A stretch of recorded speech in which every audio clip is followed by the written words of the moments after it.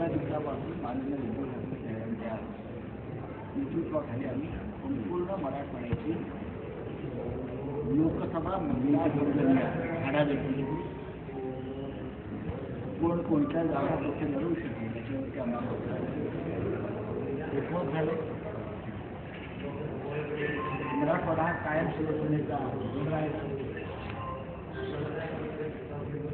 2019ला संभाजीनगरला ते घडले शिवसेनेच्या बाबतीत त्याच्या दुरुस्ती संदर्भात आता पावलं टाकली जात आहेत. मराठवाड्यामध्ये काँग्रेस, राष्ट्रवादी आणि शिवसेना नक्कीच एकत्रपणे लढतील. काँग्रेसचं राष्ट्रवादी बरोबर आमचं जागा निश्चित झालेलं आहे. वंचित बहुजन आघाडीबरोबर ती चर्चा अंतिम करण्यात आहे. माननीय बाळासाहेब आंबेडकर अत्यंत सकारात्मक आहे. त्यावेळेला कोणीही मागच्या दारानं भारतीय जनता पक्षाला मदत करण्याचा प्रयत्न करणार नाही. कारण जनता अत्यंत जागरूक आहे. मोठाच एक आणि पोटाच एक असं कोणी करणार नाही.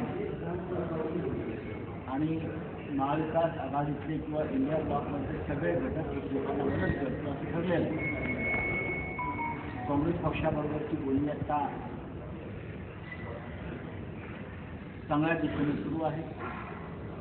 आणि या सगळ्या घडामोडींवर शिवसेनेचे पक्षप्रमुख उद्धव ठाकरे लक्ष ठेवून त्यांना मदत केली. पुढच्या दिवसामध्ये आम्ही दिल्लीत जाऊ आणि काँग्रेसच्या वरिष्ठ नेत्यांशी एक अंतिम चर्चा आणि एक मसुदा ठरवू. पण या क्षणी महाराष्ट्रात आघाडीतल्या जागा वाटतात आम्हाला कोणतीही अडचण नाही. काँग्रेस 48 जागांसाठी चाचपणी करते. काँग्रेस 48 जागांसाठी चाचपणी करते. त्यांना जास्त जागा हव्या आहेत शिवसेनेपेक्षा असं त्यांचं म्हणणं आहे. त्यांचे नेते वारंवार बोलतात. पण कुठे बोलल्या त्यांना ऐकलं नाही. नानासाहेब पटोले, राहुल गांधी महाराष्ट्रात नाना पटोले अध्यक्ष आहेत त्यांच्या पक्षाचे. दिल्लीमध्ये खंडेसाहेब आहेत, राहुलजी आहे. त्यांच्याकडून अशा प्रकारचं जाहीर वक्तव्य आलं तर माझ्या निवडणुकीला आलं.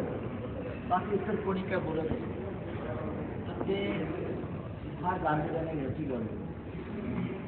आम्ही आधी स्पष्ट सांगितलं जो जिंकेल त्याची जागा.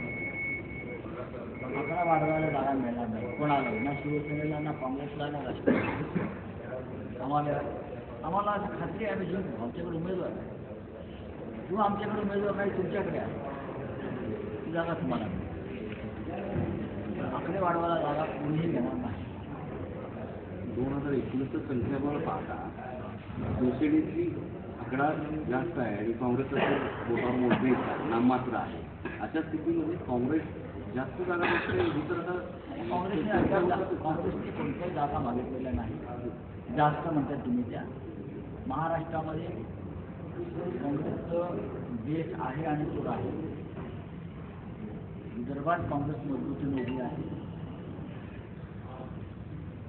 त्यानंतर मराठवाडा उत्तर महाराष्ट्रामध्ये काँग्रेसच्या त्या लोकांनी आत्ता काल अमित देशमुख तिथे भेटल्याने चर्चा करत होती. मला असं वाटतं की फक्त महाराष्ट्रात किमान 300 ठिकाणी या देशात काँग्रेस आणि भाजपा यांची सरळ लढत आणि त्या जागा ज्या आहेत त्या जागा 2024चं भवितव्य ठरवतील. किमान 150 ते 250 जागांवर प्रादेशिक पक्ष आणि भाजपाशी प्रादेशिक विकल्प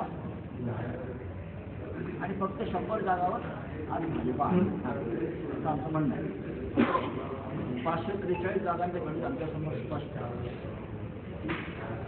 आणि आम्हाला पूर्ण विश्वास आहे की 2024ला या देशात आणि या राज्यामध्ये परिवर्तन होईल. आता राहणारा विषय लोकांच्या मनात जो संशय आहे मतदान पद्धतीविषयी, EVM विषयी, तो आता हळूहळू लोकांपर्यंत तो विषय पोहोचला. ईडी आणि EVM. पश्चिम बंगालमध्ये ईडीच्या पथकावरचा हल्ला लोकांचा संताप आता यायला लागलेला. उद्या EVMच्या बाबतीत सुद्धा जनता रस्त्यावर आली आणि अराजक मागणी, त्याला जबाबदारी सरकार. या देशामध्ये जर आम्ही जगातली सगळ्यात मोठी बलवान लोकशाही म्हणतो, मग ज्या मतदान प्रक्रियेवर जनतेचा विश्वासच नाही, ही पद्धत चालवून तुम्ही कोणत्या प्रकारची लोकशाही या देशामध्ये लादू इच्छिता? आपल्याला जनतेचा इतका प्रचंड पाठिंबा आहे. भारतीय जनता पक्षाचे प्रमुख लोक माननीय प्रधानमंत्री यांना, मोदीजींना विष्णूचा 13वा अवतार मानतात. प्रभू श्रीरामांना घर घेण्याची ताकद यांच्यामध्ये असे ते सांगतात. मग तुम्ही किंचित मतपत्रिकांच्या निवडणुकांना का घाबरता? आपण विष्णूची 13व्या अवतार,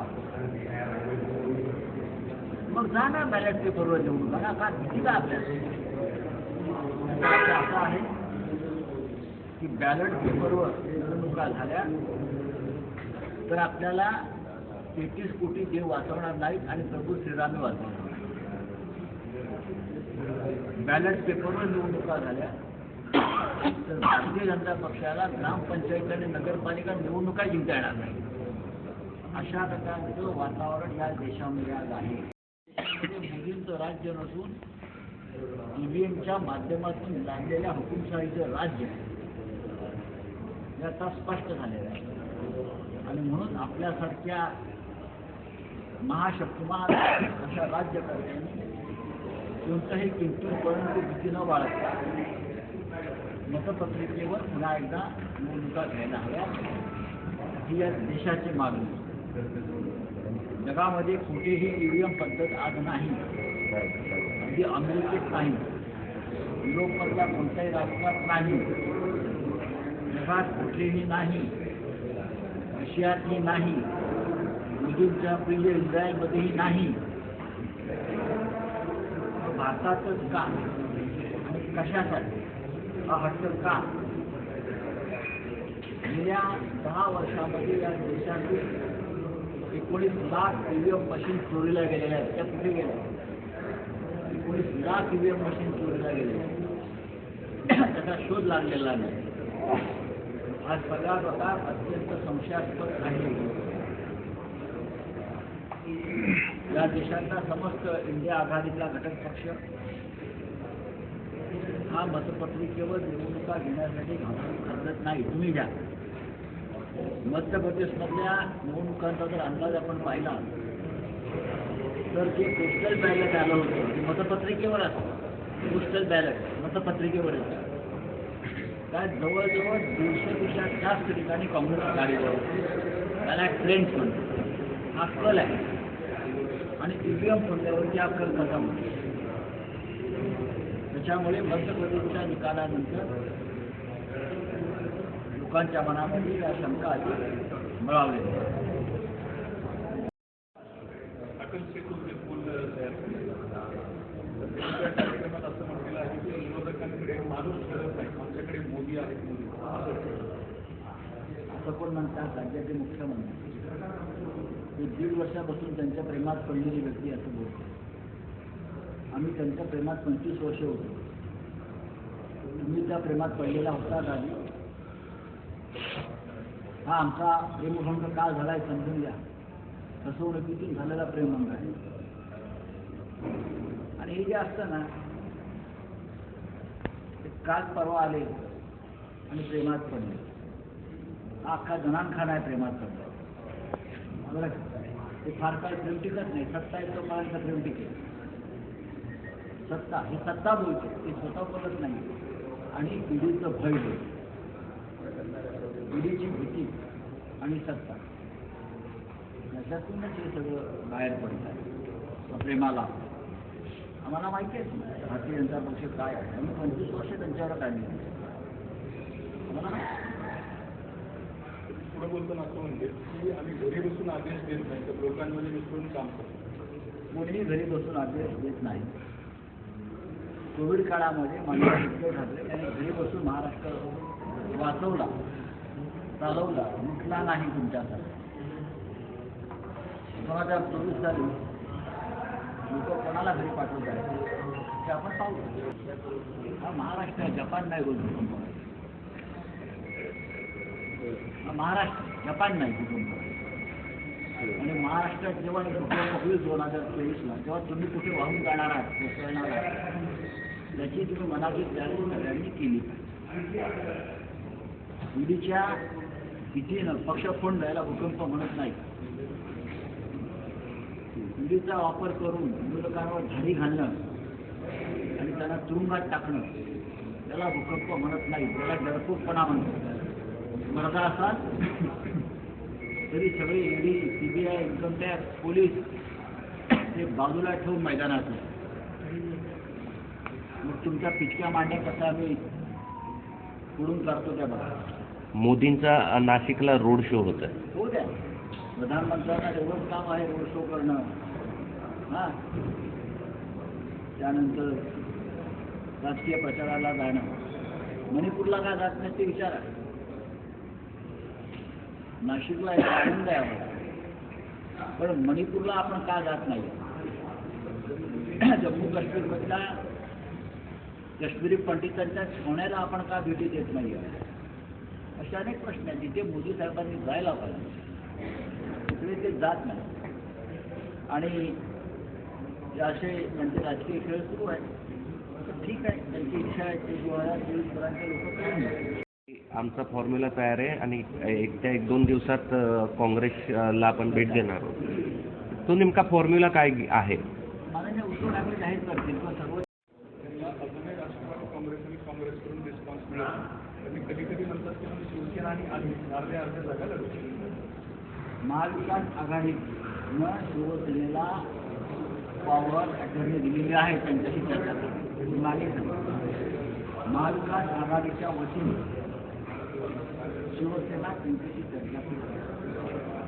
कारण याआधी 1 वर्षापूर्वी आंबेडकर भवनात उद्धव ठाकरे गेले माननीय शिवसेना पक्ष आणि बाळासाहेब आंबेडकर यांच्याबरोबर त्यांनी शिवसेनेबरोबरची युती जाहीर केली.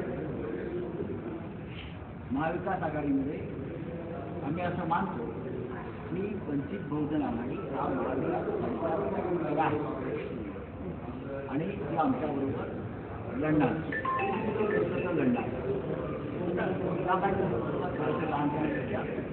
हे 12 सपोर्टला गेलेला प्रत्येकाला एक वेगळा फॉर्म्युला असू शकतो. या वातावरणात आंबेडकर साहेब नवीन आहेत. काँग्रेस, राष्ट्रवादी, शिवसेना आता हळूहळू ते देशाचे नेते आहेत, महायुतीचे नेते आहेत. त्याला सुद्धा असं आहे की काँग्रेसनी मास्टर प्लॅन आखल्या देशभरासाठी आणि त्याच्यामध्ये महाराष्ट्राच्या सगळ्या लोकसभा निवडणूक इच्छुक उमेदवार किंवा सगळ्या नावं सुद्धा आता सुरू केली. काँग्रेसनं वाढलं पाहिजे, पुढे गेलं पाहिजे, किमान 150 जागा जिंकल्या पाहिजे ही आमची भूमिका आहे. आमच्या आघाडीतला एकमेव राष्ट्रीय पक्ष आहे तो 100च्या वर जागा जिंकू शकतो.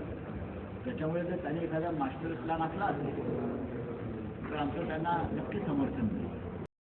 घटक बैठकीमध्ये जे छोटे छोटे घटक पक्ष आहेत त्यांनी नाराजी व्यक्त करून सांगितलं आम्हाला जागा म्हणून त्यांच्या बैठकीत फक्त सभा आणि गर्दी गोळा करण्यासाठी महायुतीचा वापर करतो. आम्हाला सन्मान मिळतो. महायुतीनं आमचा काय नाराजी आहे आमची पुढे आम्ही महाविकास आघाडी आहे. तर त्यांच्याकडे काही लक्ष नसेल. कशाला वेगवेगळ्या कोंबड्या आहेत त्याच्याकडे काय भाजपच्या एका आमदारानं सिंधुदुर्गात निलेश राणे यांना उमेदवारी द्यावी यासाठीचा प्रयत्न आणि दुसरं राज्यपालपदी नारायण राणे जातील अशी काटकळ सुरू आहे, चर्चा सुरू. अशा अडचणीच्या असतात तरी इकडे काय त्याला बोलण्या इतकी काही मान मानत नाही. भाजपच्या आमदारांनी काल एका पोलीस अधिकाऱ्याला मारहाण केली. अशीच एक मारहाण पूर्वी देखील झाली होती, त्याच्यावर तात्काळ कारवाई केली. संभाजीनगरचे एक आपले जुने सहकारी होते. लोकांनी पाहिलेलं आहे, गृहमंत्र्यांना सुद्धा अनेक गोष्टी दिसतात, त्यांच्या खात्यामधला हा विषय आहे. त्यांनी काय कारवाई केली, पोलिसही त्यांचा गृह खात्याचा आणि आमदारही त्यांचा. जाहीरपणे जर पोलिसांना अशी मारहाण होतं भाजप कार्यकर्त्यांनी, तर पोलिसांचे आदेश कोण ऐकणार? तर